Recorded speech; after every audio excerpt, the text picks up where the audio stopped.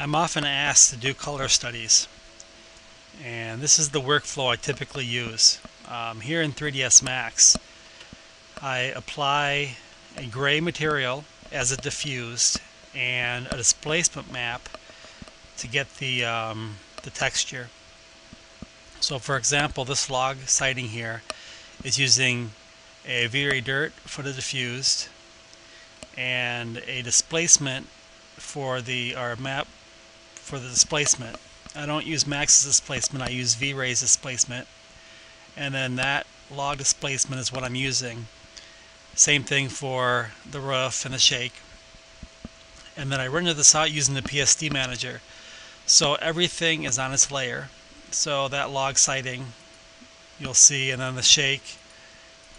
And then when I render it out, PSD manager, one of the things it can do for you is it can create a mask for each of your layers. So here in Photoshop, here's that file, just the grayscale render. PSD manager creates this group here with all the masks. So the log here, I'm going to hit Control and click, you'll see it's all masked out for me. I can go up there to my render layer, hit Control J, it makes a copy of just that layer, and then I can fill it with a color. Set it to multiply, and then I have complete control over that layer. I can brighten that color up. I can even Control U, and I can change the color on the fly. So I did this, in this case, there's 3 different color scenarios that the client wanted to study. I have color option 1, color option 2, and color option 3. And you'll see when I open up the group, you'll see all those layers.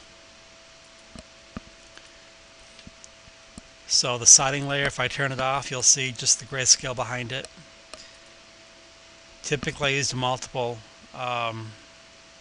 blending mode, shakes, and so forth. So using this workflow allows me to do color studies on the fly relatively quickly. And then once the client decides on the color scheme that he or she likes, then I can go back in my rendering software and render out a high quality photoreal rendering of their building.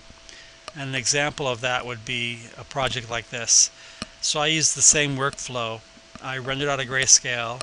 I had the displacement map to give it the texture. Using PSD to mask everything out.